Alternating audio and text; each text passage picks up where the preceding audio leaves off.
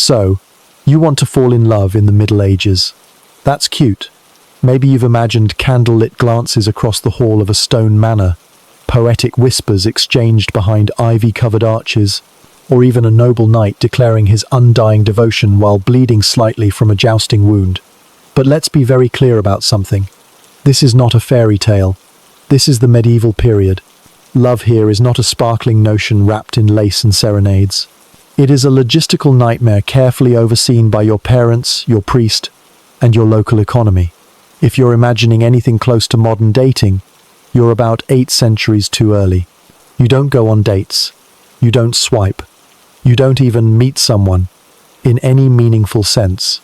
You are selected, assessed, valued, negotiated, and eventually transferred like a modestly injured donkey between two families. Because marriage, the grand institution that supposedly contains romantic love, is about property, dowries, land consolidation, inheritance, strategic cattle acquisition. If you think romance blooms from within that environment, you may also believe the plague was a form of rustic aromatherapy. Now, let's pretend you're a 17-year-old peasant girl with functioning teeth and a family in possession of 2 goats and a healthy distrust of carpenters.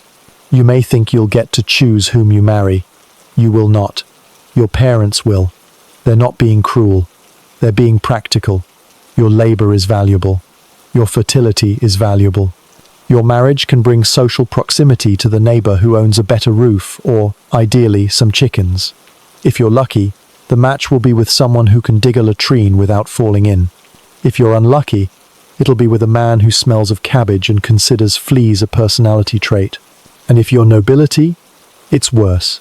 You're not marrying for chickens. You're marrying for castles, border alliances, military support, the consolidation of family crests. You've probably been betrothed since the age of 8 to someone who also doesn't know how to read, but whose father owns vineyards. The first time you see them might be on your wedding day, which incidentally may double as the first time you see a real smile die in your eyes. Love, as you understand it, is optional, highly discouraged, possibly heretical. But let's suppose you're still determined. Perhaps you believe you'll carve out a private little corner of affection in this medieval monstrosity. That's adorable. Let's talk about how people actually meet. First, there are no social mixers, no candlelit taverns filled with witty banter and awkward flirtation.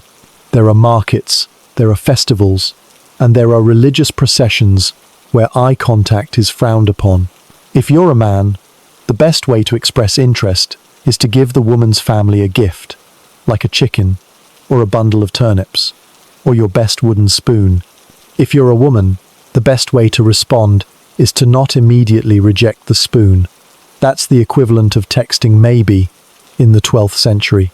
Of course, if you're upper class, you have to be more subtle. You don't speak directly, you don't meet privately. You perform affection through courtly gestures, poems, and tokens. Which sounds romantic until you realize this means sending someone a glove, a sleeve, or a single goose feather, and hoping they understand that it's a declaration of restrained, sublimated passion, and not just laundry. Courtly love is basically a slow-motion panic attack performed in verse. You pine, you sigh, you wear someone's colors on your shield, you compose elaborate metaphors about their elbows. All of this, mind you, is done in service of a romance that cannot, under any circumstances, be consummated, because if it is, it's no longer courtly love. It's just adultery with extra poetry. Meanwhile, the church watches from every angle, ready to intervene. Dating, to the medieval clergy, is not a private affair. It is a moral hazard. There are sermons about the dangers of desire. Monastic scribes copy anti-flirtation tracts by candlelight, while quietly judging everyone's handwriting. Some monasteries even monitor correspondence between potential lovers, opening letters to ensure no theological metaphors are being abused. If you compare someone's eyes to the light of God too enthusiastically, expect a follow-up interrogation about your spiritual intent, and we haven't even discussed surveillance. Every interaction between unmarried individuals is conducted under the vigilant eye of at least one adult who has already survived a loveless marriage and wants to pass the trauma forward. You cannot walk alone with someone. You cannot sit too close. You cannot stand under the same beam of sunlight unless a cousin is present. There is no privacy. Your affection must be public enough to gain approval, but private enough to avoid gossip. And if that seems contradictory, congratulations, you understand medieval morality. But let's say, miraculously, you've managed to fall in love. You've exchanged tokens. You've survived the glances, the letters, the endless supervision. Now comes the real question: do your families approve? Because if they don't, your romance is a scandal at best, and a political crisis at worst. A noble woman marrying a peasant? That's not charming. That's treason. A widow remarrying too soon? That's not progressive. That's suspicious. A second son marrying for love? That's just irresponsible asset mismanagement. And if you decide to elope? That's not romantic rebellion. That's social arson. The church might forgive you after extensive public penance and possibly a pilgrimage. Your family won't. They'll probably disown you and curse your name until a suitably tragic illness proves you were right all along. But sure, true love. Let's go back to the beginning. Maybe you're just a hopeful youth, carrying a basket of onions across a muddy courtyard. You see someone. You smile. They don't look away immediately. Your heart stutters. This could be the beginning of something. Or it could be indigestion. Hard to tell. You can't speak. You can't touch. You can't even say hello without triggering a theological review. But still, you persist. You find small ways to connect. You leave a flower. You compliment their weaving. You risk being caught glancing 1 second too long at the well. Every gesture is loaded. Every interaction is a negotiation between impulse and reputation. Love, in this world, is not a feeling. It's a risk. A calculated act of rebellion against a system that treats emotion as a liability. You're not seeking a partner. You're maneuvering through an obstacle course of social control, economic pressure, and divine oversight. But hey, maybe it's worth it. Maybe love triumphs. Maybe you'll both survive the plague, the harvest, and the in-laws. Maybe someday you'll share a hut with a leaky roof and a creaky bed and say, yes, this is love. More likely, you'll wonder what it could have been if you'd been born in a century, with central heating and fewer livestock negotiations. But until then, you persist, because hearts are stubborn, even under surveillance. And that, in the Middle Ages, is the closest thing to a love story you're going to get. If you were born into medieval nobility, congratulations, your life has already been scripted by people who think love is a liability, and that your most valuable trait is the amount of land your wedding will absorb. You are not a child. You are an asset. A movable part in a dynastic puzzle no one has time to explain to you because your destiny has been decided since before you could pronounce the word alliance. If you're lucky, you'll be betrothed by the age of 7. If you're exceptionally lucky, you'll know about it. The concept of marriage in this world isn't tied to romance or compatibility, or even basic human decency. It's tied to acreage, harvest yields, border security, and whether your great-uncle insulted someone at a feast 3 decades ago. You, as a noble child, are not so much a person as you are a potential truce. Your hand in marriage is a document, a signature, a stamp of approval designed to ensure that one family's strategic interest does not collide with another's tax base. The earlier the deal is made, the better. Emotions complicate things. Children don't argue. They just nod. Or more accurately, they are nodded for. At your engagement ceremony, you may be present in body, but the real participants are your fathers, your uncles, your parish priest, and possibly a notary who carries a goose feather and a vaguely hostile aura. No one is interested in your opinion. Your feelings on the matter rank somewhere below the condition of the ceremonial goblet. You might think this sounds dramatic, but it's just how things work. If you are a noble daughter, you are evaluated based on your dowry, your fertility potential, and your general ability to be non-disruptive in someone else's household. If you are a noble son, your primary value is in what territory your bride will bring. how many knights her family can muster in a pinch, and whether or not her grandfather's coat of arms is considered politically tasteful. Marriages are not decided by glances across banquet tables. They are decided in rooms that smell like parchment, candle wax, and economic anxiety. The logic is simple. If you're going to preserve the integrity of the estate, you cannot afford for your heir to fall in love with the daughter of a minor baron who smells like sheep. No offense to sheep. Arranged marriages among the nobility are not just common, they are expected. In fact, choosing your own spouse is considered suspicious behavior, often associated with scandal, heresy, or at the very least, bad financial planning. If your parents don't arrange your marriage, then your liege lord might. And if not him, your local bishop may step in with a helpful suggestion disguised as divine inspiration. Autonomy is not on the menu. Let's walk through a typical timeline. You are born. There is some mild celebration, unless you're a girl, in which case the enthusiasm is quieter and accompanied by dowry calculations. By age 3, you are dressed like a miniature adult and taught to behave in public. By 5, you've learned to smile politely at men who own land. By 7, you are betrothed to someone you've never met, whose family once owned a cow that your family now milks. You might receive a token from your future spouse, a ring, a scrap of cloth, a small carving of something vaguely knight-like. You are now engaged. Try to enjoy your remaining years of semi-freedom, because they won't last. If you're a boy, you are told to prepare. Learn to ride, fight, read the Psalms, and one day, manage her dowry like it's a siege campaign. If you're a girl, you are told to be agreeable, learn to sew, avoid sunburn, and suppress every original thought until further notice. When the wedding day arrives, it may or may not be your first time meeting your intended spouse. Yes, really. And yes, it's as awkward as it sounds. The wedding itself is a public ceremony, because of course it is. It must be witnessed, announced, blessed, and ideally concluded without anyone fainting from the emotional equivalent of Stockholm Syndrome. There's a priest, a sermon, and an exchange of vows written by people who believe passion is a gateway to sin. Everyone claps politely. Then you go to the part of the event known as the bedding ceremony. This is not a romantic interlude. It is a legally binding ritual in which everyone involved is expected to pretend that the couple's private life is their business. Witnesses may be present to confirm consummation. That is not a joke.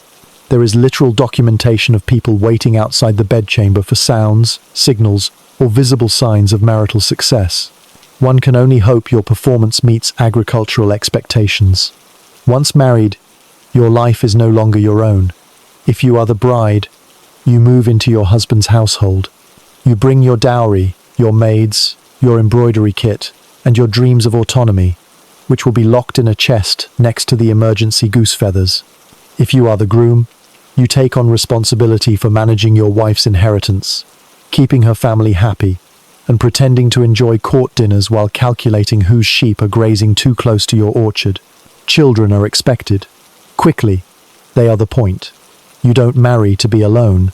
You marry to replicate. Heirs must be produced, to continue the lineage, and justify the entire exercise.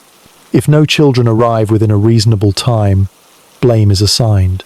Remedies may include herbal tonics, prayers, or increasingly desperate suggestions involving relics and highly questionable saints. But what about love? The answer is, later. Maybe. If you're lucky, you might develop something like affection for your spouse. You might bond over surviving winters, managing tenants, or a shared dislike of Aunt Beatrice. Some couples even learn to care for each other, but most marriages are partnerships based on function, not feeling. Compatibility is measured in acres, not in laughter.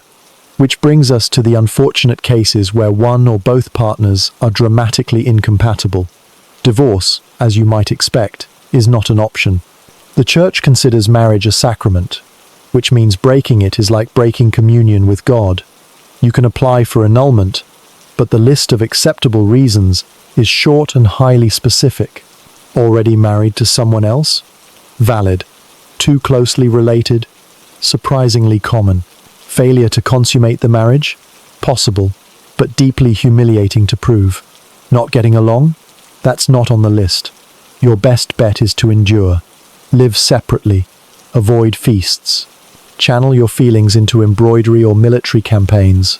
If you're noble, you might arrange a hunting trip that just happens to last until someone's death. No one will say it out loud, but everyone understands.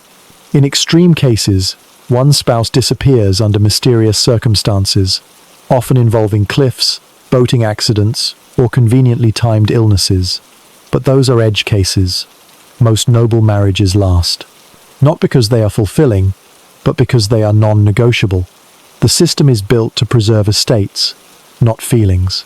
And it does that with brutal efficiency. Over time, you stop asking, "Do I love this person?" and start asking, "Do we look united enough to avoid a regional conflict?" And if the answer is yes, then congratulations. You are officially a success. Your household prospers. Your children survive. Your coat of arms is updated to reflect a union nobody wanted but everybody needed. And in this world, that is victory. That is romance. Or at least the medieval equivalent of it. So the next time you hear a love song from the courtly tradition, a poem about noble hearts longing across distance, remember that most of those verses were written by people who married for strategic wool access and hoped the affection might show up eventually, like a late shipment of firewood. Sometimes it did, often it didn't, but the alliance held. The land was safe, and the goats were happy, which, in the Middle Ages, is probably the closest thing to a happily ever after you're going to get. If you're a medieval peasant, your expectations about love should already be lower than your roof, which, incidentally, leaks. You are not composing ballads, exchanging poetic tokens, or whispering sweet nothings behind embroidered veils. You are awake at dawn, ankle deep in something that used to be mud, and the most romantic thing that happens to you this week is not getting stepped on by a cow.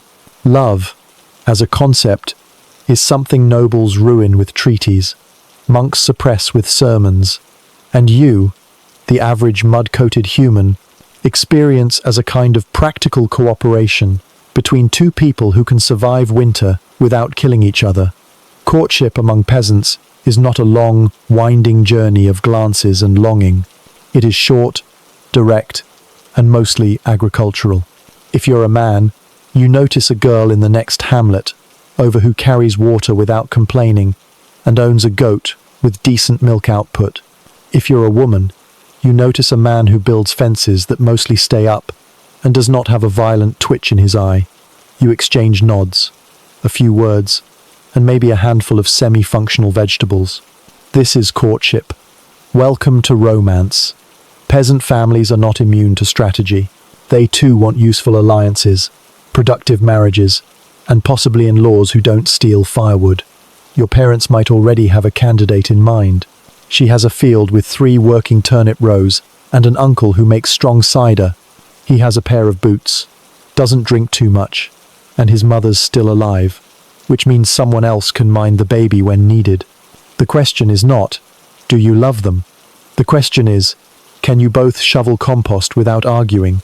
And if the answer is yes, then congratulations, you are now courting. Maybe, if no one else has claimed them first. And by claim, of course, we mean negotiated with their parents, possibly in the presence of a priest, 2 witnesses, and a goat acting as both dowry and chaperone. Affection, if it develops at all, arrives later, much later, possibly after the second child, possibly never. The peasant marriage is not built on passion. It is built on bread.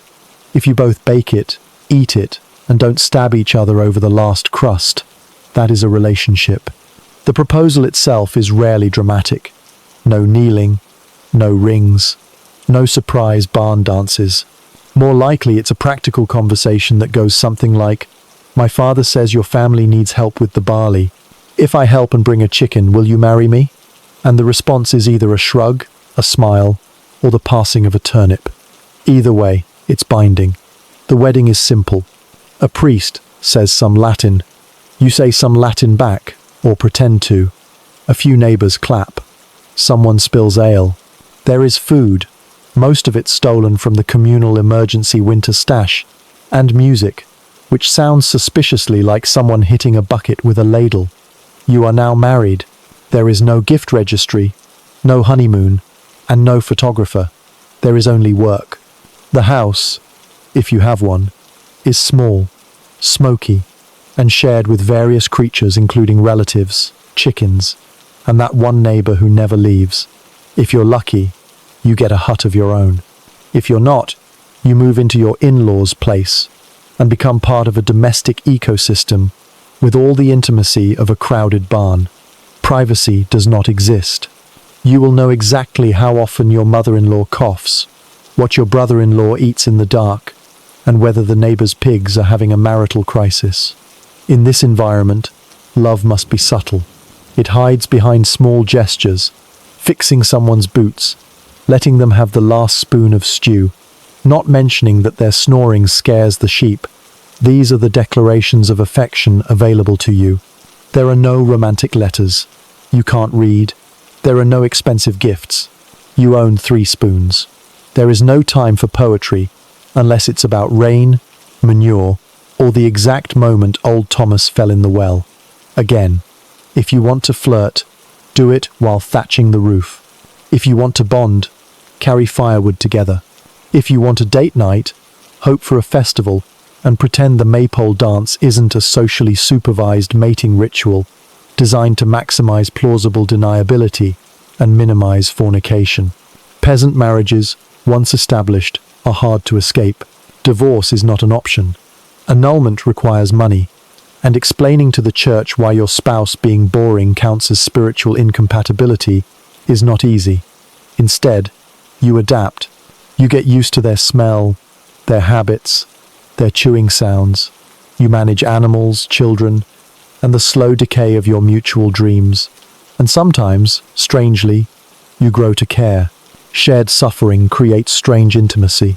After 3 winters spent huddling around the same dying fire, after burying your 2nd pig and your 4th child, after defending your cabbage patch from that one guy who insists it's his, after all that, you may find yourself saying, "Yes, this person is mine. I chose them, or was assigned them. Close enough." Love, in peasant life, is not grand. It is not public. It is not something you proclaim from rooftops, because those are unstable, and someone will break a leg. It is quiet, practical, real. It looks like someone remembering how you like your turnips, someone who carries water when your back hurts, someone who doesn't laugh when you cry over spilled ale. And yes, sometimes it looks like someone snoring beside you, stealing your blanket, and still being the only reason you haven't walked into the woods and disappeared. Children come quickly, often too quickly. They are not choices, they are consequences. You raise them together if you're lucky. If not, one of you dies from a cold, childbirth, or a ladder-related mishap involving a suspiciously slippery roof. Then you remarry, not out of love, out of necessity, because goats don't milk themselves. If you survive long enough, you become that couple, the one everyone points to as an example of a strong match, even though your most romantic moment in the last decade was patching the thatch without yelling, the one who finishes each other's sentences because you've had the same conversation every day for 20 years, the one who still shares bread, still argues over socks, still nods at each other, like people who understand the value of shared silence. And when one of you dies, the other carries on, because there's firewood to stack and debts to pay, and a grandchild who just broke a perfectly good spoon. You might mourn, you might not, but the rhythm continues. Because in the peasant world, love is not about feeling warm inside, it is about surviving the cold outside. And if you manage that together, then maybe, just maybe, that's enough. So the next time you imagine medieval peasants pining under the moonlight, reciting flowery verses in the fields, stop. The real gesture of love was showing up, carrying the bucket, sharing the soup, not rolling your eyes when the same story about the sheep comes up again. This is not romance in the modern sense. It is survival in tandem. And somehow, For people who spent most of their lives in dirt, smoke, and prayer, that was more than enough. In the Middle Ages, romantic desire was not an emotion to be indulged. It was a spiritual liability, a social threat, and a logistical problem. You were expected to suppress it with the same urgency you used to suppress an open wound.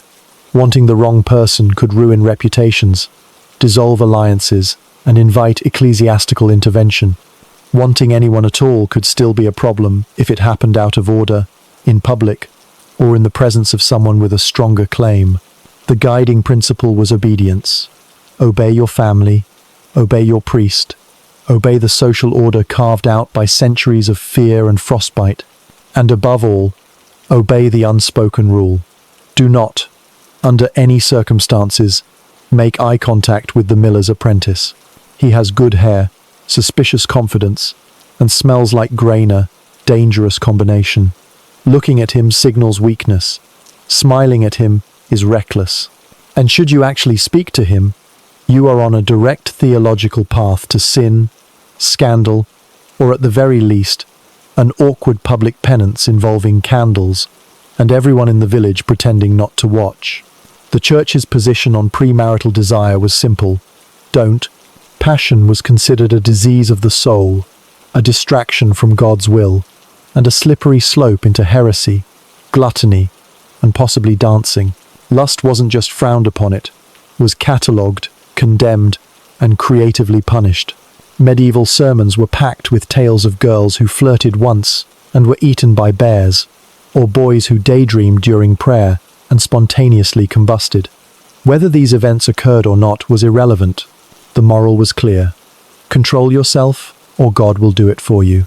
If you were a young woman, you were taught to avoid temptation at all costs. Your chastity was your family's most valuable asset, your community's moral barometer, and your priest's favorite subject. You were warned against vanity, laughter, and walking alone, especially near rivers, markets, or any structure with a door.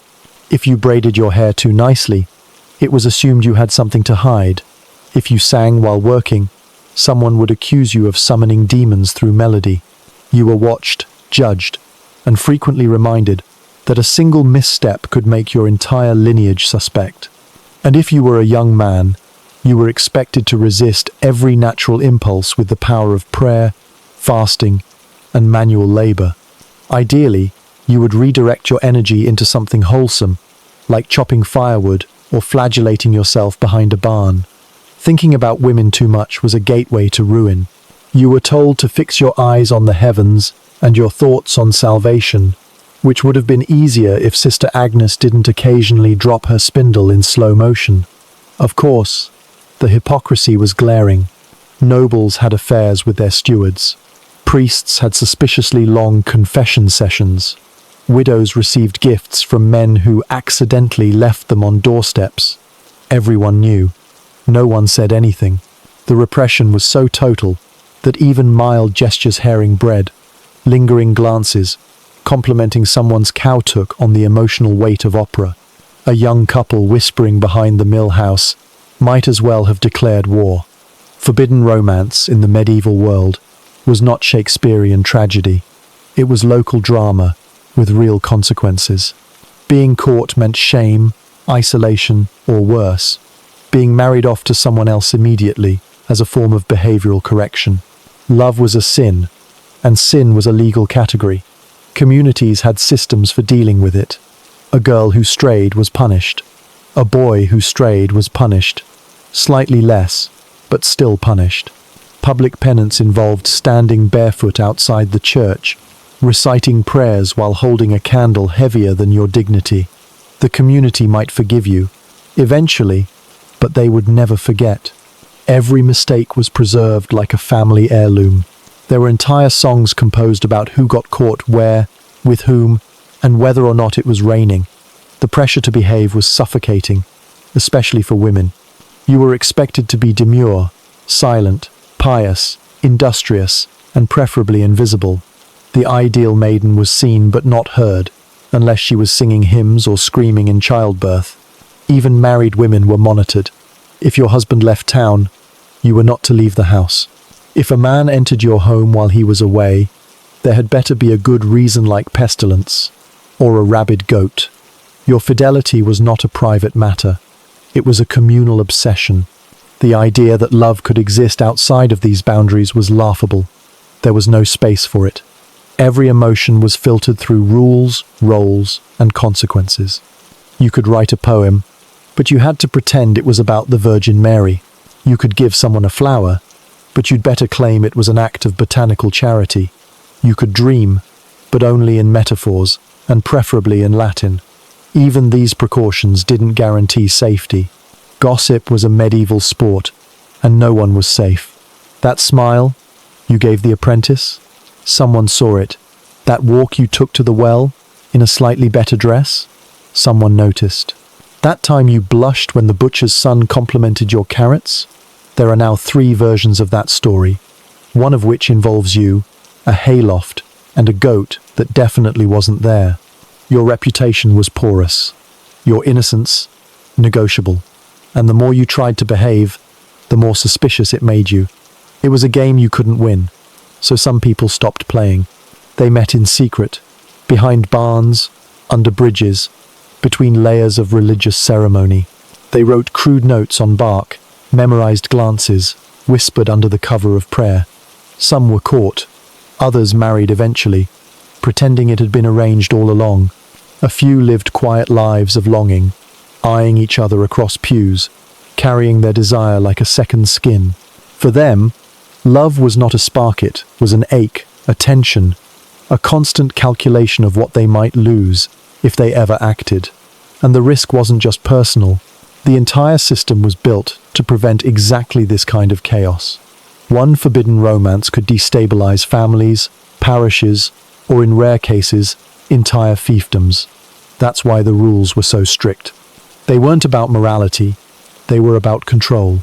Controlling lineage, land, alliances, and labor. Love was dangerous because it couldn't be predicted, and medieval society hated unpredictability almost as much as it hated heresy. So it watched, punished, and redirected. And if you still found yourself drawn to someone inappropriate, say, the miller's apprenticite was your soul on the line. Not theirs, yours. Because the church said so. Because the community said so. Because your father, who once tried to flirt with your mother and got excommunicated for winking at the wrong nun, said so. The irony, of course, is that the repression only made the desire stronger. Tell someone they can't have something, and they want it more. Tell someone that looking is a sin, and suddenly, every sideways glance feels like rebellion. Tell someone to obey, and they will dream of nothing but defiance. And sometimes, that defiance took shape in love letters hidden inside loaves of bread, in hasty meetings at dawn, in marriages forged not by contract but by fire. Not often, but sometimes. So if you find yourself in the 14th century, heart pounding, cheeks flushed, and the miller's apprentice looking at you like you're not just another sack of flour to be weighed and traded, remember what's at stake: your reputation, your family, your afterlife. And still, you might glance back, just once, just long enough to remember what it feels like to want something in a world built entirely to deny you. Love in the Middle Ages was not something you whispered under moonlight or embroidered into a handkerchief. Love, if it existed at all, was dragged by its ankles through the mud of economic necessity and livestock appraisal. It was not a feeling. It was an agreement, an often grudging, occasionally contractual, and always publicly monitored exchange of assets disguised as a relationship. And the most visible of those assets had 4 legs, chewed cud, and occasionally tried to escape the ceremony. Courtship, if you were lucky enough to engage in something approximating it, had very little to do with poetry and a great deal to do with what you could bring to the table literally. And that table had better have meat on it, or nobody was impressed. The ideal suitor wasn't charming, handsome, or good at lute playing. The ideal suitor had a cow, or, at the very least, access to one. Chickens were acceptable. Pigs were practical. Goats were versatile and portable, which made them the love letters of the working class. If someone showed up with a goat and a respectful nod, they were not flirting. They were proposing, and you'd be a fool not to consider it. Families, both noble and peasant, judged potential matches based on assets, and no asset was more visible, more valuable, or more loudly vocal than livestock. Forget love languages. The language of love was measured in hooves, and if you had nothing to offer but sentiment, you might as well offer your hand to the nearest plague pit, because affection didn't plough fields, but oxen did. The economics of marriage began before anyone said a word. Your family would evaluate the options the way a merchant evaluates apples by firmness, appearance, and whether or not they come with worms. A suitor with land was ideal. A suitor with animals was practical. A suitor with debts was dangerous. And a suitor with poetry was, frankly, suspicious. No one wanted a man who could rhyme if he couldn't feed a pig. The dowry system formalized this thinking. The bride's family was expected to provide a dowry money, land, furniture, utensils, and yes, animals, essentially paying the groom to take her. This was not seen as insulting. It was seen as insurance. Women were not expected to contribute labor in the same economic category as men, so their value was bundled up front, like a heavily disguised invoice. The groom's family, in turn, might offer a bride price, or gifts, or livestock of their own, especially if the match was politically sensitive or the bride had very nice teeth. Either way, both sides kept careful track. This was not romance. This was bartering. A well-arranged marriage was a form of economic stability.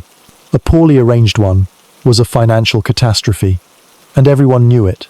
You could trace the rise and fall of entire households by who married whom and how many sheep were involved. Of course, livestock wasn't just symbolic. It was survival.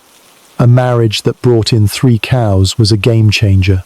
More milk meant more cheese, more trade, and more leverage when negotiating with neighbors over whose pig wandered into whose yard again. A good goat could mean the difference between hunger and sustenance during a hard winter. That goat wasn't just a gift, it was a promise, and a heavy one. If the goat died, so might the marriage. And yes, there were arguments about whose animals were worth more, about who got to keep what if things fell apart, about whether or not the cow in question had been stolen from the Benedictines. These disputes were not minor.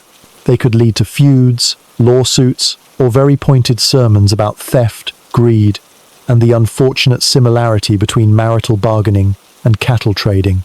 Even the church, which officially promoted the idea of spiritual union and eternal vows, had to admit, albeit through gritted theological teeth, that marriage involved economics more than sanctity. Priests blessed unions, but they also witnessed contracts, noted the contents of the bride's trunk, and occasionally helped count goats. The irony was not lost on anyone, but no one said it out loud. The whole system relied on pretending that these exchanges were merely ceremonial, not transactional, that the cow was a symbol of fertility, not dinner, that the gift of pigs was a metaphor for domestic prosperity, not a desperate attempt to get someone to overlook your son's smell.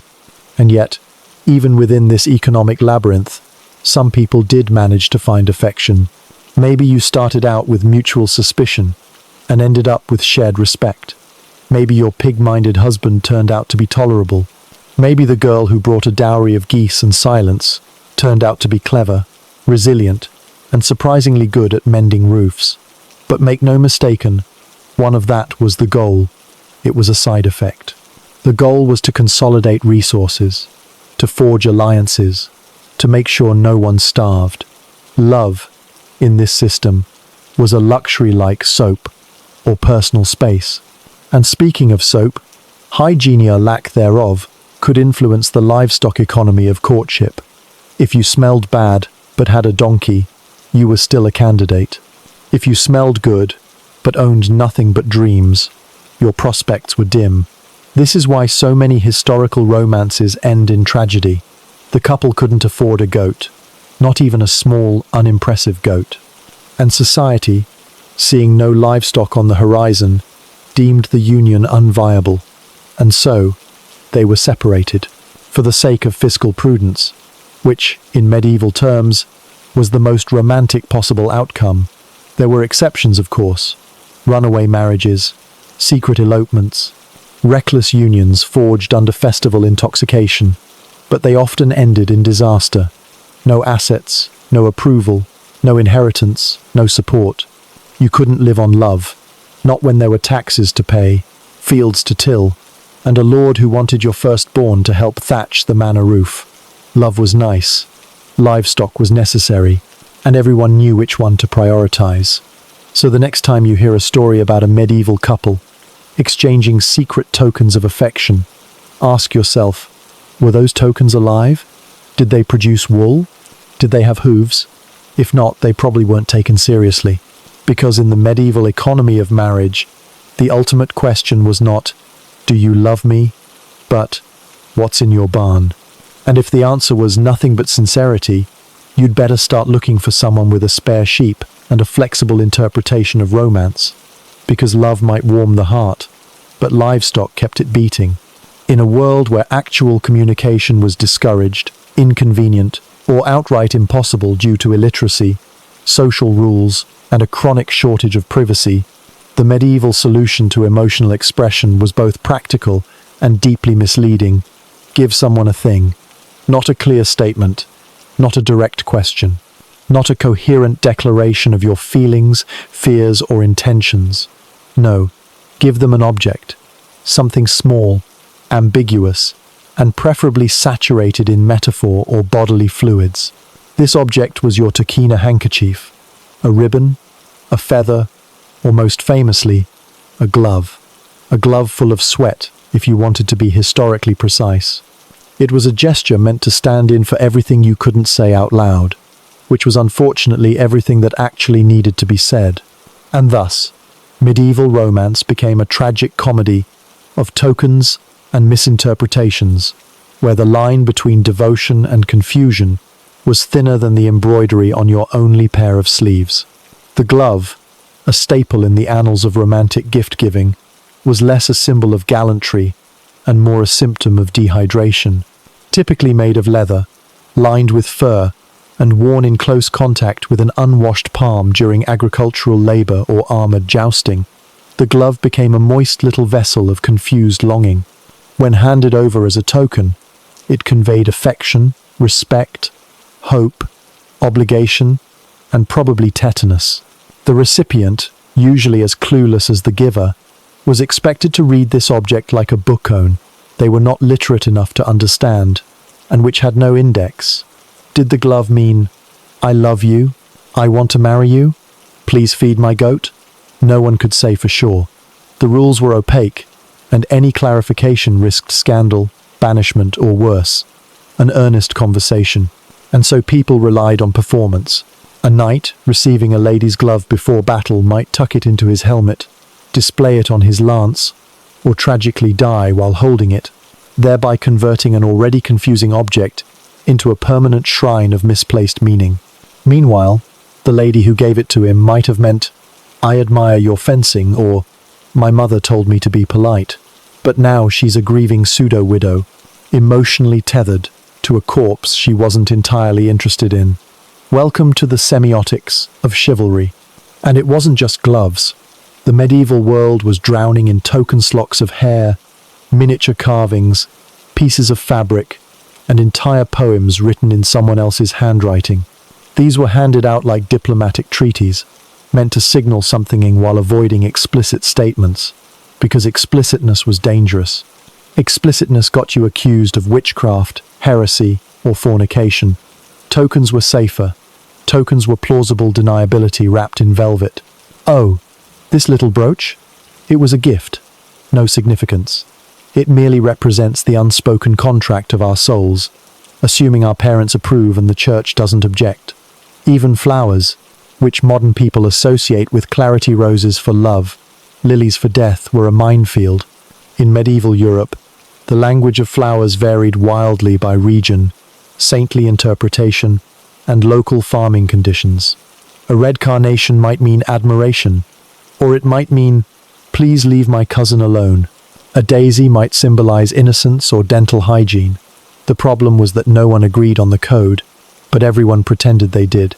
So, When someone handed you a violet tied with twine, you had two options: interpret it as a marriage proposal, or assume they mistook you for someone else. Either way, you were now in a relationship. Perhaps one of the most tragically hilarious aspects of this token economy was the sheer weight it placed on object permanence. If you lost the glove, misplaced the ribbon, or accidentally used the love poem parchment to wrap fish at the market, the entire foundation of your relationship collapsed. It wasn't just a token. It was the token. Your contract, your bond, your only proof that someone once looked at you in a way that might have meant something, and now it smells like herring. Worse still, tokens could be intercepted. A rival might steal a glove and wear it themselves, hijacking your emotional signal like a romantic bandit. A jealous parent could burn the letter before it was read. A priest might confiscate the ribbon and add it to the parish's growing archive of condemned affections. In this environment, tokens became weapons as much as they were gifts. They could be used to prove a relationship existed or didn't. They could be shown to judges, gossips, and relatives as physical evidence of impropriety or devotion, depending on who was holding it. And naturally, people began faking them. Counterfeit tokens flooded the courtly markets of affection. That glove you received? It wasn't from Lady Eleanor. It was from her chambermaid, who thought you looked emotionally available. That carving of a swan? Stolen from a shrine, and regifted so many times it now represents 4 failed courtships and a broken vow of chastity. Even knights, those poster children of chivalric virtue, participated in token fraud. Some wore a lady's colours despite never having met her, just to gain status or confuse the enemy. Others recycled tokens between tournaments, hoping no one noticed the embroidery didn't match the name they shouted while charging. In theory, tokens were meant to be private symbols of genuine emotion. In practice, they were a medieval version of emotionally charged junk mail. You received them, misunderstood them, and couldn't return them without causing a scene. And if you ignored them, you were accused of cruelty. The entire system thrived on ambiguity. That was the point. A society obsessed with propriety, surveillance, and divine judgment needed ways to express desire without actually expressing anything. Tokens offered a loophole. You could feel something, maybe, and signal it, sort of, and then blame the outcome on fate, goats, or seasonal humidity. And yet, despite their vagueness, tokens mattered. People cried over them, kept them in pouches, hid them in prayer books, passed them down like family relics. Not because the objects were valuable, but because they were all anyone had. In a world without privacy, literacy, or reliable mail, a sweaty glove was sometimes the closest you got to emotional clarity. That doesn't make it romantic, it makes it tragic. Because most of the time, the glove didn't mean what you thought. The ribbon was sent in haste. The lock of hair was from a cousin, and the person you loved had no idea what you were trying to say because you were too afraid or too forbidden to say it. So instead, you gave them a thing. A glove, a feather, a pine cone shaped like a heart, and you hoped, with the desperation of someone who can't read and doesn't own parchment, that they would understand. They usually didn't, but sometimes, just sometimes, they gave you something back. Welcome to the medieval courtship experience, otherwise known as emotional Hunger Games under ecclesiastical surveillance. If you've made it this far in your attempt to love someone past the livestock negotiations, the unwashed glove tokens, and the soul-splitting awkwardness of not knowing what the flower meant, you now enter the stage of institutionalized paranoia. Because even if you manage to fall in love with the right person, at the right time, with the right number of goats, you still aren't allowed to be alone with them. Ever. At all.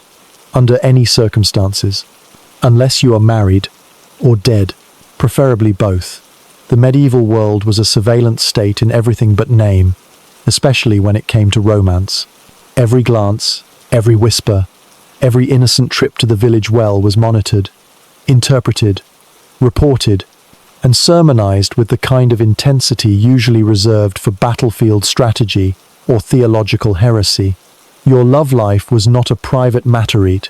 was a public safety issue, and the state, such as it existed, outsourced its monitoring duties to the only institutions with enough authority and free time to meddle in everything: your extended family, your priest, your neighbors, and whatever local moral militia was pretending to be subtle about it. Chaperones were the front line of this romantic militarization. Usually a relative, an aunt, an older brother, a suspiciously alert grandmother. They were not there to support your emotional journey. They were there to prevent it from happening. Their job was to be present, visible, and aggressively unromantic. If you wanted to talk to a suitor, the chaperone sat 3 feet away, knitting and listening with the ears of a bored saint. If you tried to touch hands, the chaperone coughed. If you leaned in too closely, the chaperone dropped something loud on purpose. If you looked like you were enjoying yourself, the chaperone crossed herself and recited a psalm. They were human tripwires, and they took their jobs very seriously. But the real surveillance power belonged to the clergy. Priests, monks, friars, and assorted ecclesiastical busybodies were the spiritual FBI of your emotional life. They patrolled, preached, interrogated, and collected information from a network of informants too wide and gossipy to resist. They had eyes everywhere: confession booths, market stalls, and the strategically placed windows of local taverns. If a priest so much as heard that you were seen walking in the same direction as someone of the opposite sex within a 5-minute time frame, you were at risk of being publicly chastised, fined, or forced into marriage. Sometimes all three. The logic behind this omnipresent vigilance was simple and terrifying. Sin thrives in shadows. Therefore, eliminate the shadows. Replace privacy with supervision. Replace desire with guilt. Replace spontaneous affection with pre-approved ritual. This was not about love. This was about control. And the control had layers. Family elders enforced social rules. Chaperones enforced physical barriers. The church enforced cosmic consequences. And the village enforced collective memory. Which is to say, if you were ever seen once, just once, standing too long near someone, too young or too handsome, you would be remembered forever as that girl or that boy, with the kind of folkloric permanence usually reserved for haunted windmills and unusually intelligent pigs. The dating process, if we can even call it that, resembled a hostage negotiation, conducted in full view of a suspicious crowd. You might be permitted to talk at festivals, under direct observation. You might exchange vague sentiments at funerals, which were emotionally charged, but spiritually safe. You might pass notes through intermediaries who claimed to be delivering bread, but if you dared to meet in Secretovan once and someone found out, the consequences were swift and humorless. At best, you were separated and shamed.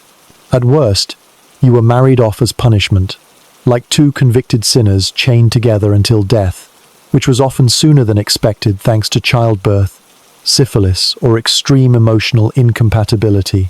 And don't think the surveillance ended with marriage. Husbands monitored wives, wives monitored maids, villages monitored widows, monasteries monitored everyone. The assumption was that given the slightest chance, every human being would plunge headfirst into lust and damnation, so everyone was encouraged to spy on everyone else. The church even promoted this. It wasn't gossip. It was moral vigilance. You weren't being nosy. You were saving souls. And if you happened to ruin someone's reputation in the process, well, at least their soul was safely in God's hands, even if their social life was a smoking crater. Naturally, this pressure created a culture of elaborate deception. Lovers developed complex systems of code, misdirection, and mischief. They met under the guise of trade, pilgrimage, or shared animal husbandry. They used chaperones as unwitting distractions.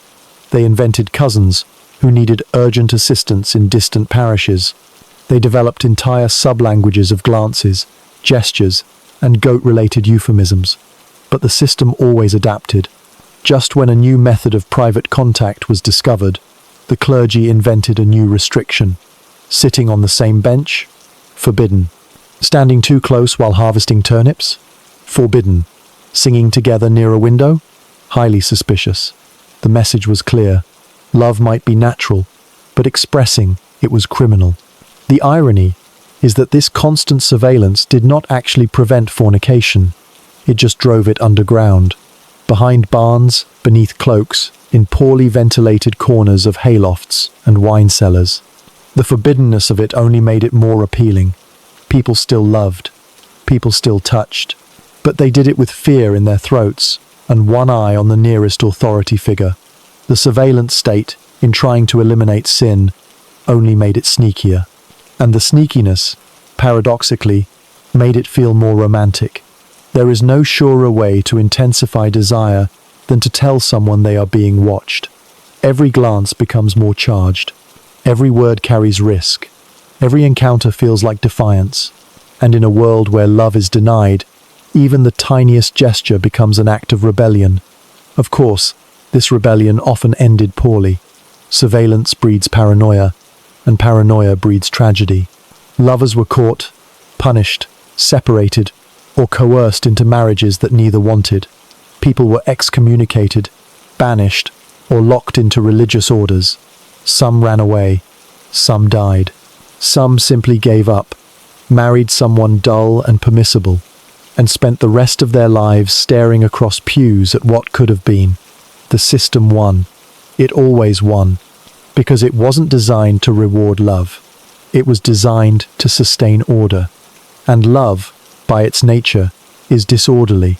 So the next time someone waxes nostalgic about medieval romance, about chivalry, about loyalty, about the nobility of repressed passion, remember that most of those passions were repressed by force.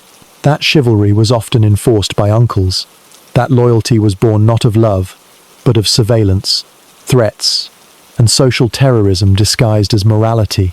Love was real, yes, but it was rare, and when it did exist, it had to fight its way through a web of watching eyes, judgmental priests, emotionally constipated chaperones, and a society more interested in obedience than happiness. So if you were in love in the Middle Ages, you didn't just feel it. You smuggled it. You encrypted it. You hid it under layers of ritual, fear, and plausible deniability.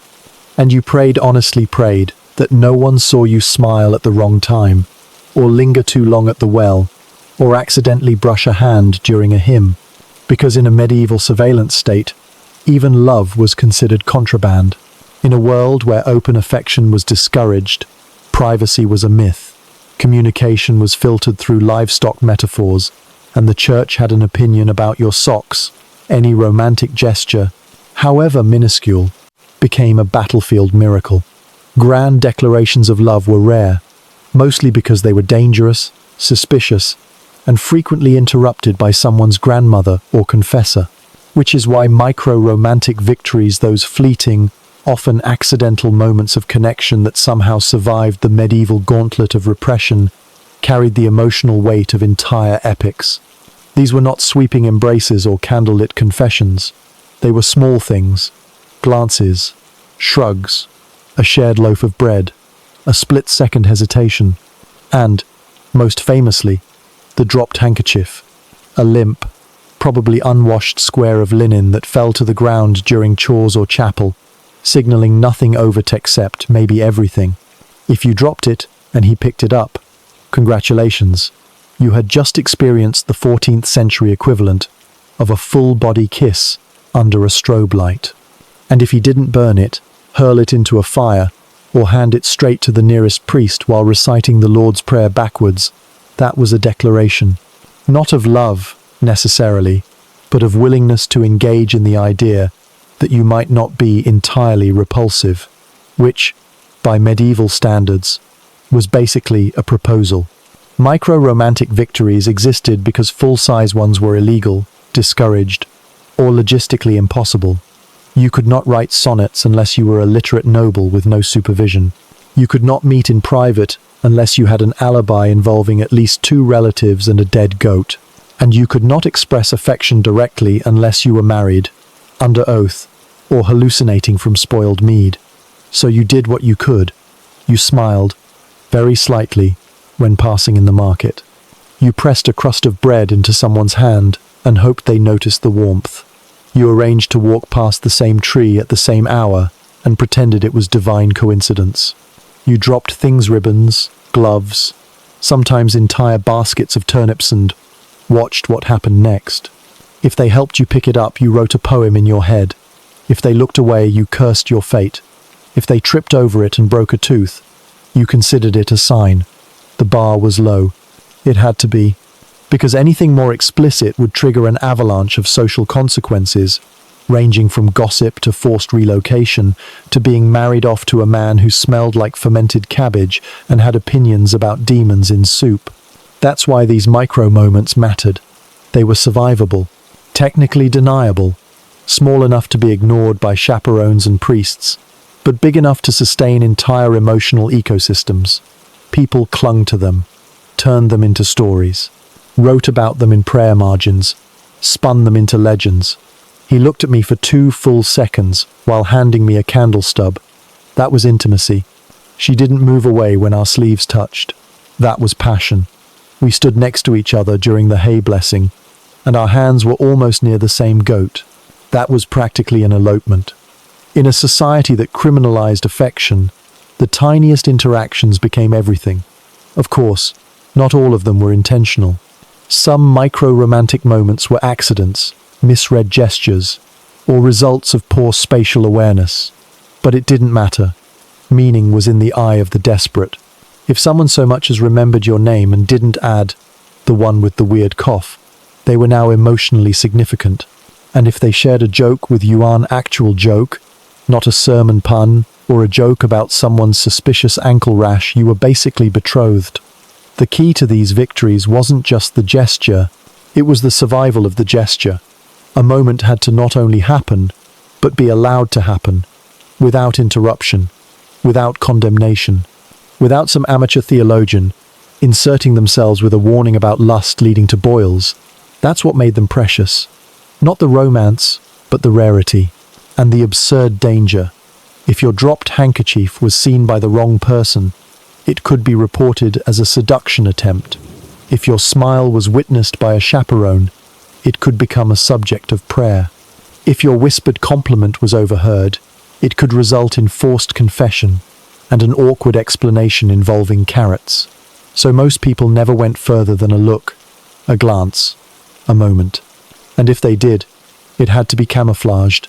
Micro-romantic victories lived in the margins, during feast days, in crowded spaces, during moments when everyone else was distracted by fire juggling or leprosy warnings. You learned to make eye contact while pretending to admire pottery. You learned to graze fingers under the pretense of passing apples. You learned to communicate entire soliloquies with eyebrows and sighs. And yes, you celebrated those moments in your mind for years, because most of them never led anywhere. Most of them were just that, moments. No letters, no meetings, no marriages, just a second of possibility in a life otherwise arranged, chaperoned, and sanctified beyond recognition. Some people built their entire romantic identities on a single micro-victory. She handed me a plum once and didn't look angry. And that was it. That was the memory. That was the treasure. Because for most people, love was not a story. It was a glitch, a brief interruption in a script they had no power to rewrite. So they kept the glove, or the note, or the ribbon, or just the memory of a particularly well-timed look during a thunderstorm, and they stored it somewhere in their heads, between harvest schedules and plague statistics. Not because it was meaningful in a traditional sense, but because it was theirs. The church couldn't confiscate it. The village couldn't interpret it. And the chaperone, thankfully, hadn't seen it. And that was victory enough. This wasn't romantic minimalism. This was romantic survival. And the survivors clung to their crumbs of affection with the intensity of saints gripping relics, because they had nothing else. No privacy, no choices, no room for mistakes. Just a window of 5 seconds in the rain when someone picked up the handkerchief and didn't hand it to your uncle. That was the high point. That was the novel. That was the fairy tale. And in a world where love had to be invisible to be real, even the smallest recognition, the faintest echo of attention, was enough to build a secret universe around. So, if you're waiting for the kiss, the confession, the sweeping musical cue, forget it. This is medieval love. The moment already happened. You dropped a hanky. He didn't burn it. That's as good as it gets.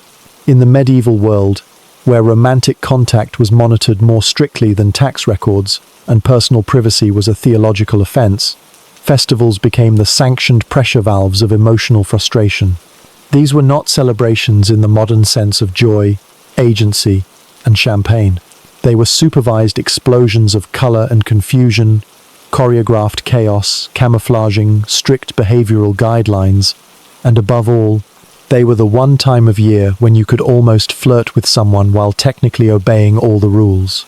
The festival of supervised flirting, as it might as well have been called, was not a single unified event, but a recurring genre of tightly regulated chaos spring fairs, saints' days, harvest feasts, May Day ritual Saul presented with the smiling approval of village elders and the grim suspicion of the church.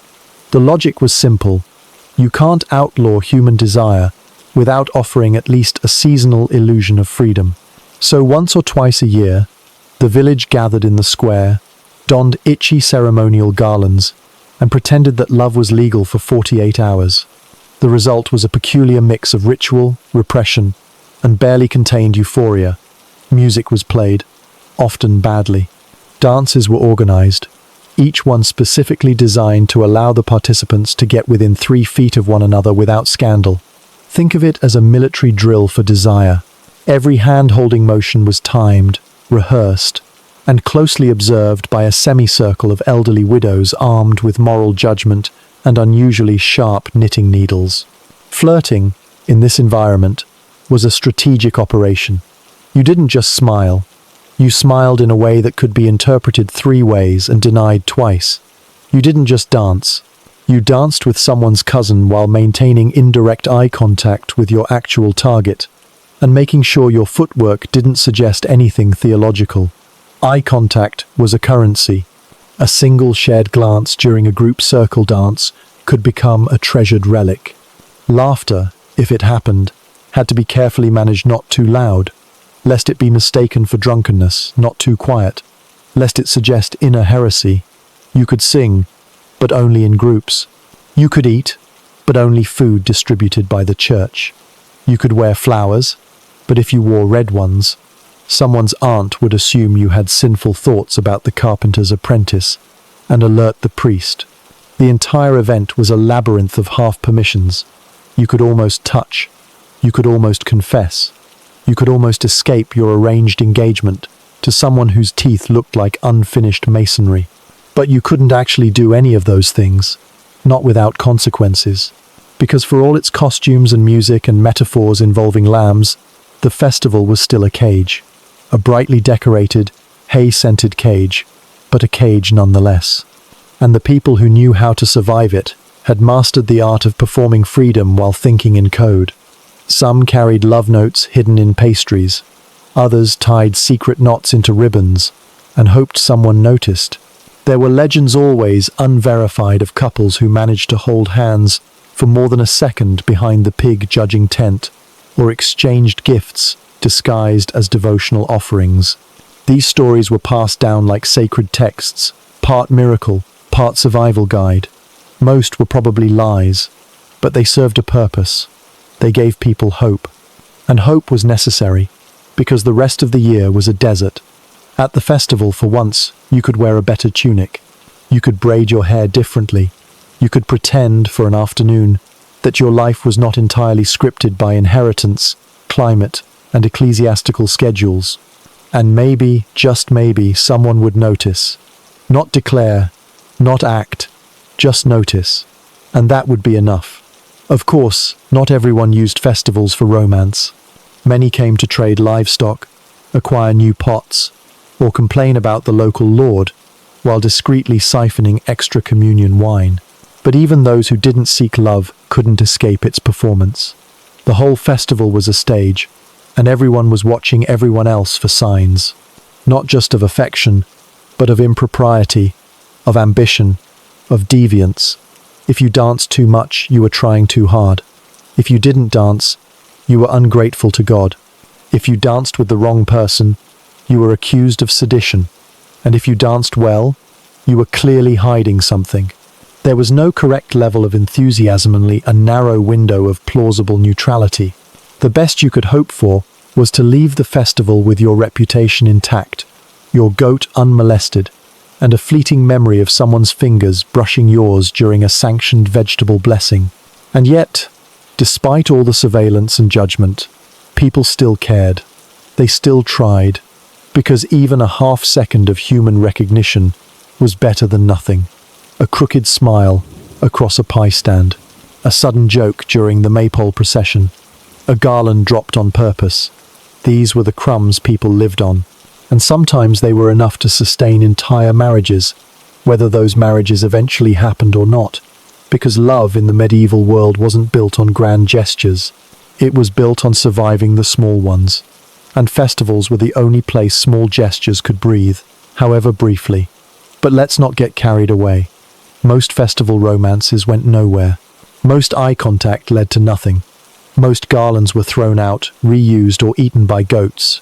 Still, the moment existed, and the existence of the moment mattered, because in a life defined by toil, obedience, and quiet desperation, even an almost touch was a revolution. And in the context of medieval emotional economics, revolutions were rare, dangerous, and often disguised as dancing. So, if you found someone at the festival who didn't look away when you looked at them, who helped you untangle a ribbon without speaking, who offered you a plum without immediately mentioning the weather, then you had won, briefly, quietly, without consequence. And in a world like that, almost touching was the closest thing to freedom. In the medieval peasant universe, love was not a poetic abstraction or a handwritten sonnet tied with flaxen ribbon. It was a strategy, a logistical alignment, a merger. Chemistry, as a concept, was less about sparks and more about the ability to dig latrines, chop wood, survive a blizzard without killing each other, and maintain basic bodily heat through the 5-month ordeal that passed for winter. If your idea of romance involves candlelit dinners and shared emotional growth, you were born in the wrong century, and also on the wrong continent, and also in the wrong economic class. Because for peasants, love began and ended with practical compatibility, preferably involving shared access to turnips, mutual tolerance of smells, and the absence of visible rashes. You married the person who could survive hardship without dying on you too early. Anything beyond that was a bonus. The peasant approach to courtship was brutally straightforward. Attraction was evaluated through observation of labor output. Did she carry firewood without crying? Did he repair a roof with fewer than 3 injuries? Was she capable of grinding grain while maintaining eye contact with a chicken? Did he own a bucket? These were not just indicators of health. They were indicators of survival odds. You weren't looking for a soulmate. You were looking for a winter partner with enough stamina to haul straw and enough common sense not to leave the door open during a windstorm. The deeper emotional resonance of your partnership, if it ever arrived, was not expected until at least the 3rd collective near-death experience. And even then, it was expressed through practical gestures, leaving the bigger bread crust for the other person, not poisoning the stew, offering a dry corner of the shared sleeping pallet. This was not courtship. This was cooperative disaster management, and it worked mostly because it had to. Romance, when it occurred, was not the sparkly beginning. It was the result of prolonged exposure, shared effort, and the repetitive cycle of mutual exhaustion. If you spent a decade raising livestock, surviving crop failures, and burying 2 infants with someone, and didn't develop a quiet form of love, you were probably a saint or completely numb. Emotional chemistry, in this context, was less about butterflies and more about who fetched water during the frost without needing to be asked. There were no long walks on the beach because there was no beach, and if there had been, it was full of dead fish and fleas. There were no passionate arguments followed by reconciliatory embraces. There was passive-aggressive silence punctuated by coughing fits and occasional shovel sharing. Compatibility was measured in how many decisions you could make together, without screaming or accidentally setting something on fire. And frankly, most people didn't aim for more, because expectations were a luxury, and peasants had none. If your partner didn't steal your shoes, curse your ancestors, or invite wolves into the house by leaving the meat door open, they were probably the one. If they bathed twice a season, remembered your name during storms, and didn't openly weep during hay gathering, you might even call it affection. But you didn't say it. You didn't have time to say it. You were too busy trying to keep the pigs from eating the children. What's more, love had no aesthetic. There were no clean tunics, no candlelight, no string quartets. There was dirt. There was cold. There were insects in your hair, and fungal issues in places that defied description. You slept in shifts. You argued over barley. You shared everything, including illnesses and blame. If you were lucky, you had teeth and patience. If you were really lucky, your partner knew how to skin things. Marriage wasn't about ceremony. It was about consolidating labor units. It was an agreement to survive together while slowly disintegrating. And yet, despite the bleak logistics, there was something oddly noble in it. Because underneath the frostbite and the dung smoke, people still found ways to show care, not in declarations, but in endurance, in showing up, in not leaving, in waking up on the third day of rain to find your partner already mending the chicken fence. This wasn't grand, but it was real. And in a life ruled by randomness, disease, and God's selective attention span, that realism mattered. You weren't promised happiness. You weren't even promised survival. But if you could face winter together just one more, you were ahead of the curve. And maybe, just maybe, you would reach spring with enough warmth left to try again. So no, the peasant way wasn't romantic, but it wasn't heartless either.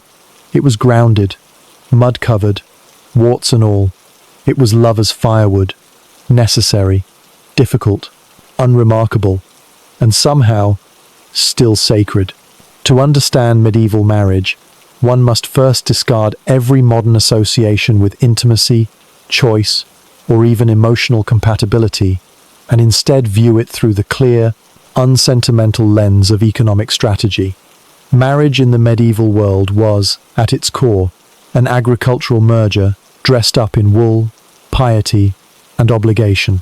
It was less about love and more about land, labor, lineage, and leverage an alliance, brokered to preserve property, produce heirs, and stabilize inheritance lines that were perpetually under threat from war, plague, and poor documentation. The idea that two people might fall in love and then marry would have sounded sweetly idiotic to most of the population, who understood from birth that your marital fate was determined less by the fluttering of hearts and more by the fluttering of tax records, dowry negotiations, and livestock inventories.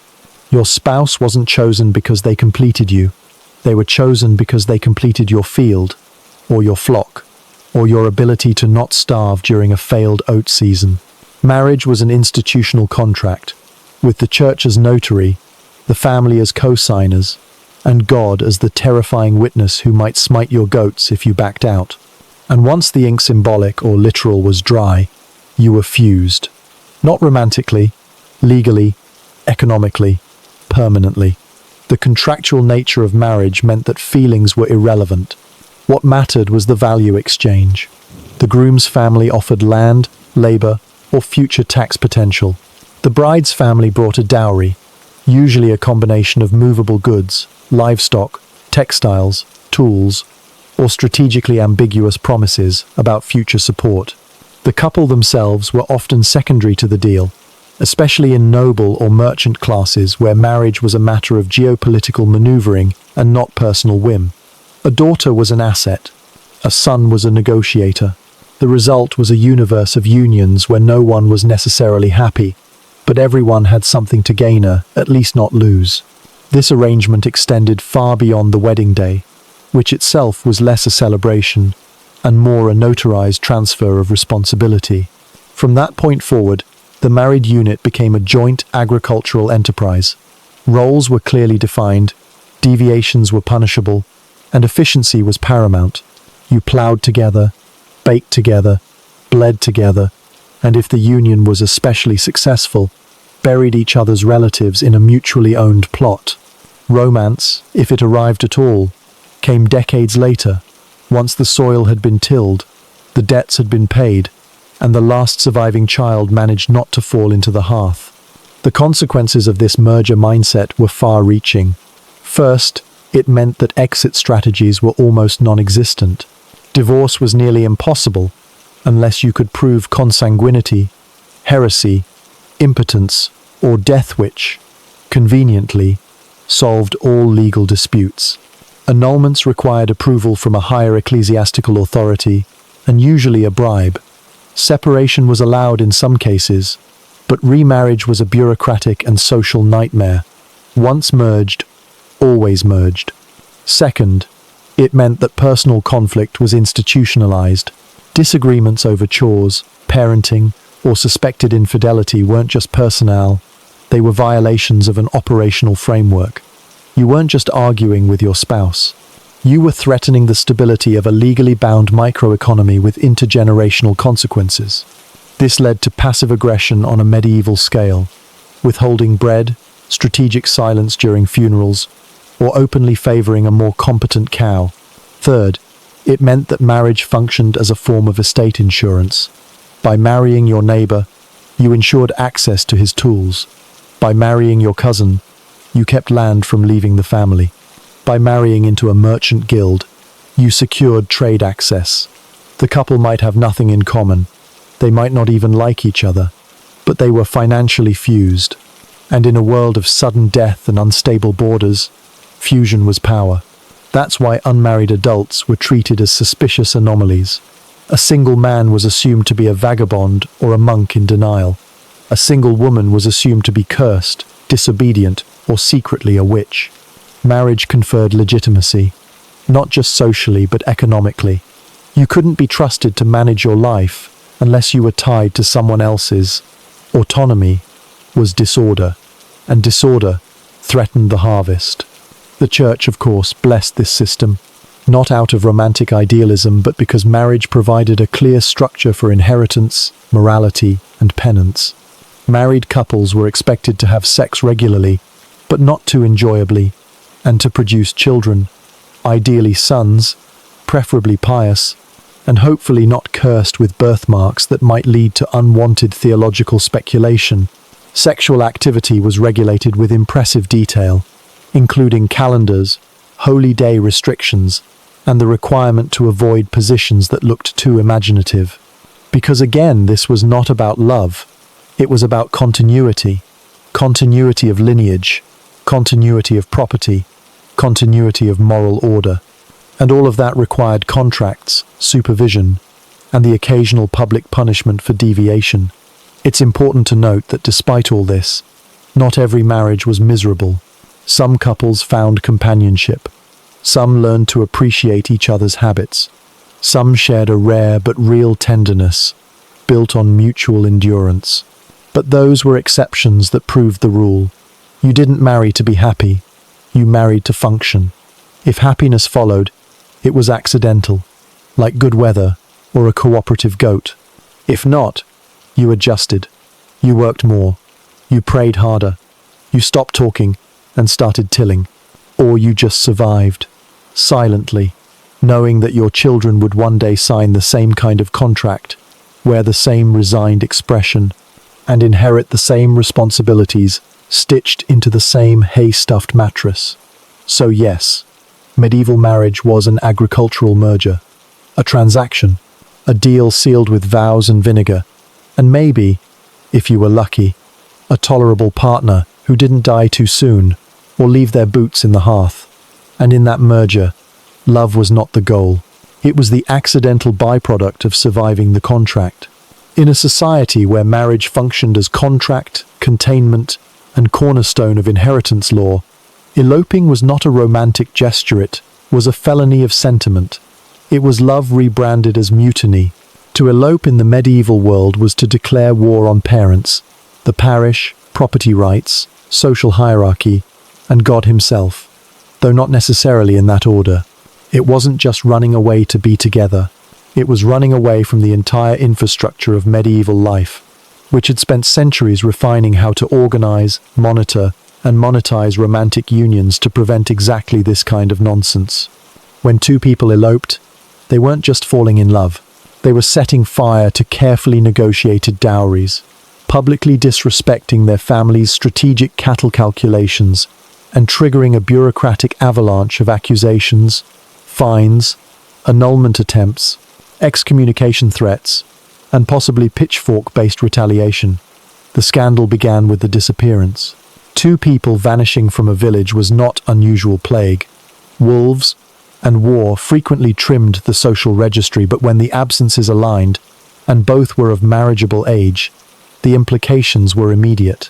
The couple had absconded, without permission, without witnesses, without clerical supervision.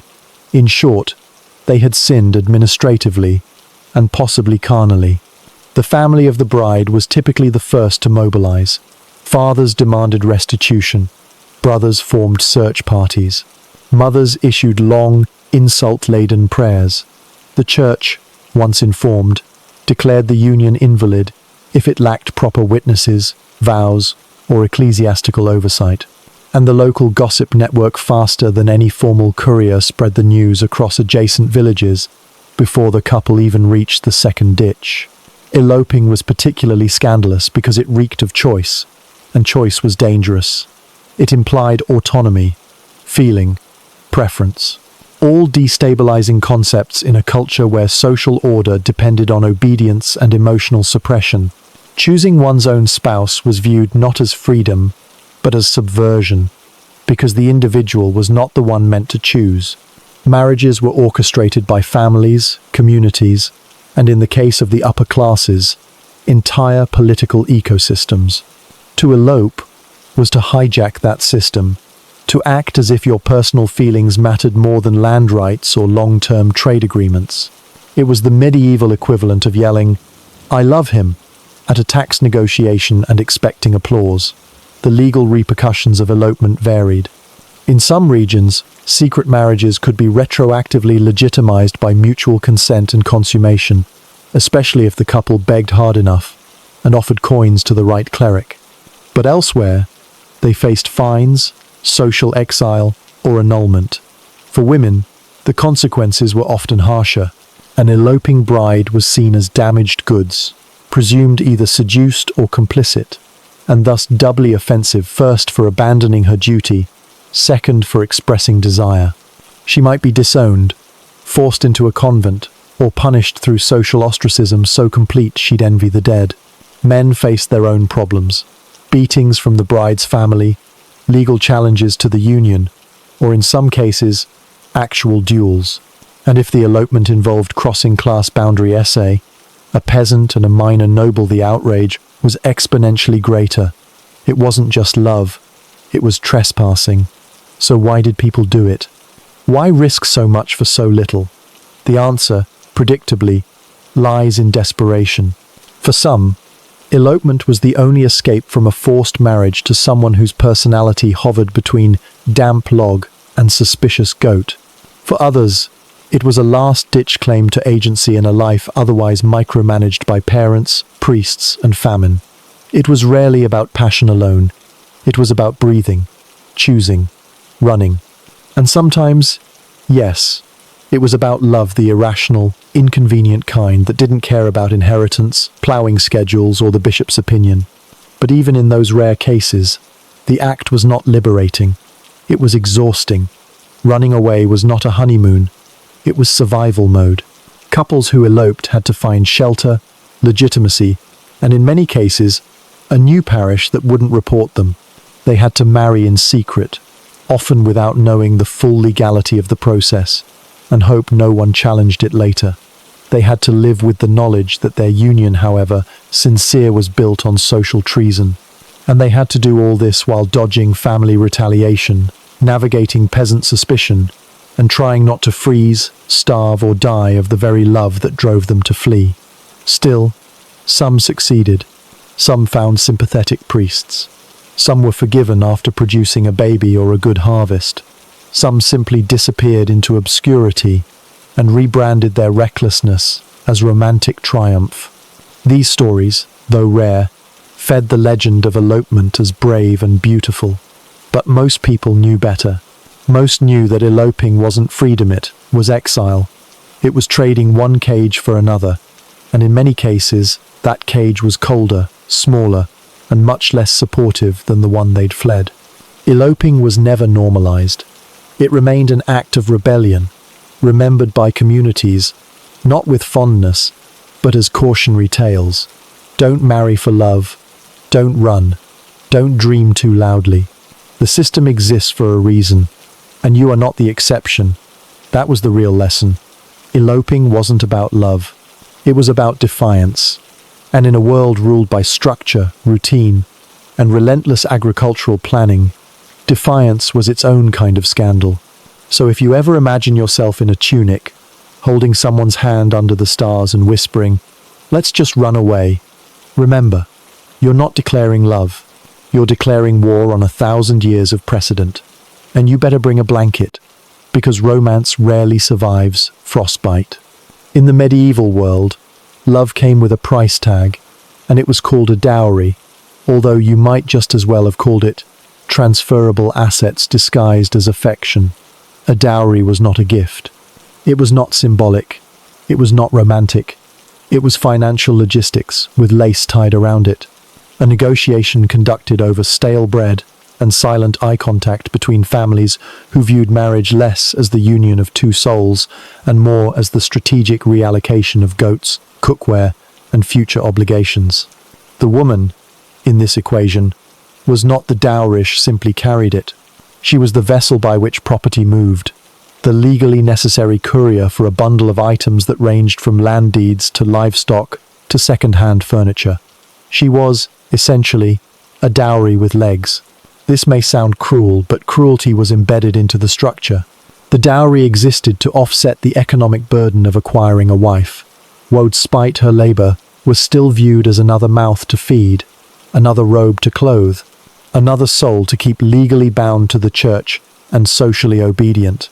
The more appealing the woman, red, fertile, obedient, well-connected, and not visibly contagious, the higher the dowry. Conversely, if the family was desperate, the dowry could serve as a bribe for someone to overlook obvious shortcomings, such as age, temperament, or suspected heretical leanings. And yes, the inverse existed too, a bride price, paid by the groom's family, more common in certain regions or lower social classes. But the economic function remained the same. Love as ledger entry. The dowry was calculated, bargained over, sometimes inflated with false promises. She comes with 2 cows cut to, 1 cow with 3 legs and a spiritual defect, and meticulously documented by those with access to ink. Its contents were not left to chance. Land, linen, silverware, seasonal rights to graze sheep on a cousin's field, a set of ceramic bowls chipped only in unimportant places. Occasionally, the bride herself was itemized. One woman, approximately 20, experienced in spinning, not prone to visible weeping. Once the dowry was transferred, it became the husband's property in most cases. Though in theory, it was meant to protect the woman in case of widowhood, abandonment, or plague-induced singleness. In practice, she rarely saw it again. It became part of the household estate, consumed like firewood, and remembered only when legal disputes arose or the husband died and left his brothers fighting over the salad tongs. This system served many functions. First, it maintained social order. Dowries kept marriages within class boundaries, ensured that unions were economically balanced, and discouraged impulsive romance. Second, it regulated female movement. A woman without a dowry had fewer options. She became dependent on charity, the church, or a very patient goat. Third, it gave families a way to assert influence. A generous dowry could elevate a daughter's marital prospects, even if her conversational skills were limited to embroidery and apologizing for existing. But perhaps most importantly, the dowry was a form of preemptive compensation. It acknowledged, without saying so, that marriage was a gamble, and that taking in someone else's child, especially a daughter who could not hold land in many places, deserved payment. Love was nice, but it didn't keep the oven warm. Economics did. The consequences of this mindset were vast. Daughters became liabilities to be strategically deployed. Fathers delayed marriages to accumulate better dowries. Mothers compared linen thread counts like modern realtors compare granite countertops. In some cases, siblings were pitted against one another. Why marry the older one for 5 sheep when the younger comes with a whole field? There were dowry disputes, dowry thefts, dowry frauds. Entire court cases revolved around whether a promised butter churn had been delivered, and through it all, the woman remained largely silent, her value discussed in units of textile and terrain. If she protested, she was difficult. If she refused, she was wasting her father's investment. If she ran away, the dowry was reclaimed or, worse, never refunded.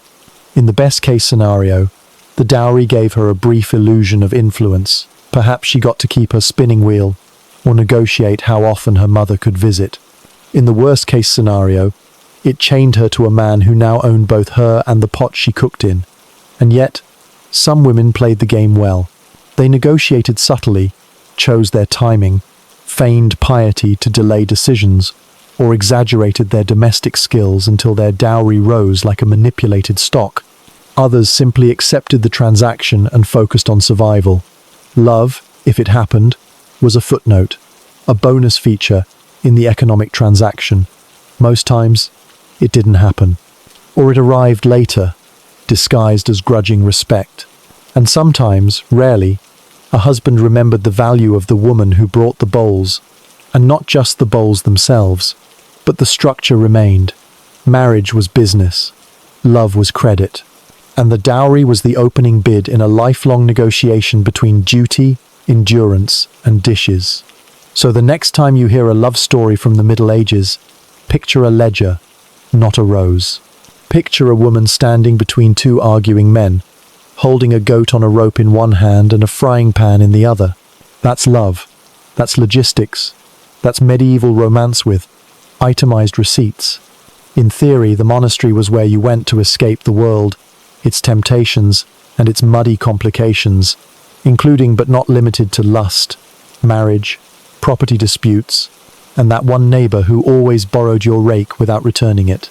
In theory, the cloister was a sacred space of solitude, silence, and sanctity, a walled fortress of divine focus where men and women abandoned earthly desire for higher service. In practice, however, the walls weren't that high, the silence wasn't that consistent, and the temptations didn't exactly vanish. They just learned to wear robes and speak Latin. Monastic love, forbidden as it was, happened with the predictable frequency of spring mold in the refectory. You locked dozens of human beings into one compound, gave them emotional intensity, limited distractions, encouraged long eye contact during Vespers, and expected nothing salacious to occur.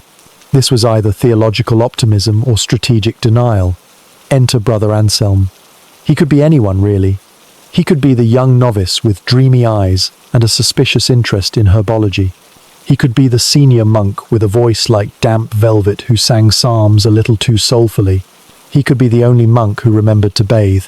The point is that, despite every rule, someone always noticed someone. And once noticed, repression followed. The monastic system, to its credit, had prepared for this. There were rules. So many rules. Rules about proximity, about eye contact, about meals, about penance. Rules about what constituted sinful thought and what constituted merely unfortunate temptation. There were confession protocols, fasting procedures, and a rotating schedule of guilt-inducing sermons to remind you that even thinking about someone's ankles could cost you eternal salvation. But no rulebook, however comprehensive, could cancel biology, nor could it undo the basic emotional truth that human beings, when starved of affection, will sometimes mistake spiritual camaraderie for divine romance. And so, within those stone walls, under the heavy gaze of saints who were themselves not always celibate, feelings developed. Sometimes it was innocent, a shared joke, a lingering glance, a helpful gesture during manuscript illumination. Sometimes it was less innocent, a hand brushed too long, a letter hidden in the hymnal, a night spent meditating in the herb garden. And when it went too far, the consequences were as dramatic as they were hypocritical. If discovered, the guilty parties faced penance, public humiliation, transfer to another monastery, or worse, expulsion, which in some cases was a fate worse than death. Since the monastic community was all they had ever known, female monastics, particularly nuns, bore the brunt of the scandal. A nun who broke her vows was often seen as doubly dangerous, a woman who had not only failed morally, but who had done so inside a system specifically designed to purify her. She was, in effect, theological mold-proof that even the holiest structures could rot from within. Male offenders fared slightly better, especially if they had connections, a sad face, or access to incriminating letters written by their superior. The Church, for all its moral rigidity, was not immune to politics. But even when forbidden love was not physically consummated, and many were not the emotional entanglements disrupted the monastic economy of obedience. You were not supposed to feel devotion to anyone but God, and yet here you were, composing secret psalms to Brother Anselm's eyelashes. It was destabilizing, it was embarrassing, and it was deeply human, which is exactly why it kept happening. Some monks and nuns intellectualized their feelings, framing them as spiritual metaphors. "My love for Brother Anselm is merely a reflection of my longing for divine union," said one, while sketching said brother in the margins of a prayer book. Others went the opposite direction, whipping themselves literally and metaphorically for experiencing any warmth of heart that didn't come from candle wax. Some fled, some stayed. Some wrote about it in ways that centuries later scholars would describe as suspiciously vivid, and occasionally, one or both parties would quietly disappear, transferred, silenced, or spiritually absorbed into enough penance that the scandal faded into whisper. The irony, of course, is that monastic love stories, when excavated, are among the most emotionally intense and tender in medieval history. Precisely because they were forbidden, they carried weight. Risk. Sincerity. You didn't love casually in a monastery. You loved like it could cost you everything. Because it could, and often did. That's what made it so strangely enduring. These weren't fairy tale romances. They were smuggled letters and secret tears and prayers that doubled as apologies. They were complicated, asymmetrical, and in many cases, unconsummated. But they were real, and they mattered. Not because they succeeded, but because they happened at all. Because even in a system built to suppress, human affection found a way to bloom in the cracks. So yes, you chose God, but also Brother Anselm, and in that doomed duality, you proved that love is not confined by vows, or stone, or even Latin. It simply waits for quiet spaces and finds the softest target. In medieval Europe, marriage was considered a sacred and unbreakable institution, which is a polite way of saying it was a legally sanctioned trap with no emergency exits. Divorce, in the modern sensea mutual decision to separate and move on, was not only unavailable to most people, it was almost unthinkable. For peasants, the idea that one could simply get out of a marriage was as fantastical as dragon insurance or hygienic living conditions. For nobles, it was sometimes possible to request an annulment through the church, but this required considerable wealth, influence, and a willingness to accuse your spouse of things like being your cousin, being secretly a man, or having been possessed by demons during the wedding. Even then, the process was slow, humiliating, and usually resulted in public shame, property loss, or both. The church taught that marriage was indissoluble. What God had joined, man must not separate. Unfortunately, God did not have to live in the same drafty cottage with someone who chewed loudly, stole the blanket, and had a theological obsession with turnips. Once the vows were spoken, the contract was locked. Whether or not you were compatible, whether or not you grew to resent the way they breathed, whether or not they remembered your name during major feast days, none of it mattered. You stayed. You endured. You aged next to someone who might one day be your sole source of water fetching incontinence. Marital disillusionment wasn't just common. It was expected. It was baked into the very foundation of the marital institution. You entered the marriage with low expectations. She would bear children and cook. He would plow and drink, and if neither of you committed violence or heresy, it was considered a success. Love was not part of the equation. Emotional support was not part of the equation. Marital bliss, as an aspiration, had not yet been invented. If you happened to like your spouse, that was considered divine luck, or proof that one of you had gone deaf. The daily grind of marriage was relentless. It was not romantic. It was a labor arrangement with built-in fatigue. The husband worked the fields, or the forge, or the ledger. The wife worked the hearth, the children, the laundry, the garden, and the rotating list of in-laws who refused to die. There were no holidays, no spa weekends, no date nights. If you wanted to reconnect, you shared a blunt knife and slaughtered a chicken together. That was foreplay. If conflict arose, and it always did, it was not resolved with open communication or therapy. It was resolved with silence, passive aggression, church intervention, or in rare cases, actual physical separation within the same house. One of you might sleep near the fire, the other in the barn. But the marriage held because it had to, because the legal, social, and religious machinery insisted on it, even when you hated each other, even when you suspected infidelity, even when your spouse forgot your birthday, again because birthdays were not a thing. Adultery did happen. Affairs did happen. Some were discreet. Others ended in public shaming or spontaneous death. But infidelity rarely ended the marriage. It was considered a sin, not a deal breaker. Men, particularly powerful ones, were granted more leeway, while women faced reputational annihilation for even looking at a neighbor's boots with excessive interest. Jealousy was private. Rage was internal. Misery was communal, and the community expected you to smile through it, publicly at least. What's astonishing is how many people internalized this misery as normal. They did not expect happiness. They expected survival. They did not expect affection. They expected labor. The idea that a spouse might also be a friend, a confidant, a source of joy, was not entirely absent, but it was not the point. The point was structure, order, children, harvest, taxes, morality, stability. In that sense, your marriage was successful if you made it to your 50th winter without accidentally poisoning each other. Many people did. And many died before they had to test their endurance that long. For women especially, marriage was a trap disguised as destiny. Once married, she belonged to her husband, legally, sexually, economically, and spiritually. She could not leave. She could not refuse. If she did, she was punished. If she protested, she was ignored.